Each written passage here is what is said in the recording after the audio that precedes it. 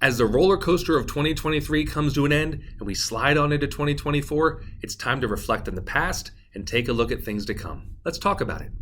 Hello everybody, Joe Werbick coming at you, and 2023 was one heck of a ride in the stock market, and that had a lot to do with Fed Chairman Powell and his 4 rate increases, 4.25% rate increases throughout the year of 2023, and that drove the stock market up and down in a frenzy. Starting off with February, we had about a 9% return from January to February. Powell raised rates. We saw a 7% pullback. Then the markets took off through August with an 18% return. Powell opened his mouth again, said he wasn't done raising rates, and we saw a 10% pullback through the middle of October. Right before his November meeting, Powell hinted that he might not only be done raising rates, but he might start lowering rates, and we saw the markets recover with a 15% return to the end of the year. We saw the Dow Jones have a 13% return in 2023, the S&P 500 25%, and the NASDAQ had an outstanding 53% return in 2023. But remember, all of these returns were simply getting us back to even. As you can see, the S&P 500, the Dow, and the NASDAQ are basically flat over the last 2 years. Other good news in 2023, unemployment stayed around 3.5% to 3.7%, which tells us everybody who wants a job is working. Unfortunately, we saw the least amount of homes sell in 2023 because mortgages hit an all-time high of 8%. But since Powell's announcement in November that he might start lowering interest rates, we've seen mortgages fall dramatically into the 6s, and we're expecting those mortgages to fall into the 4s next year.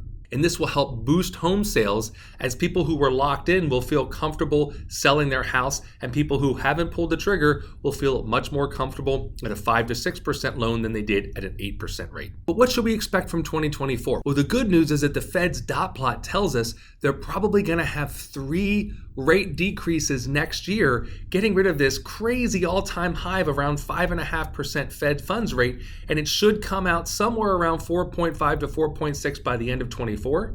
They're looking for it to drop to 3.6 in 25 and around 2.9 in 26. But what does this tell us about the stock market?